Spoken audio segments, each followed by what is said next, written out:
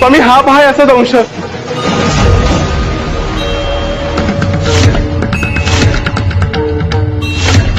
स्वामी आजोबा तुम्हीच मला वाचू शकता. स्वामी आजोबा माझा हात नका सोडू.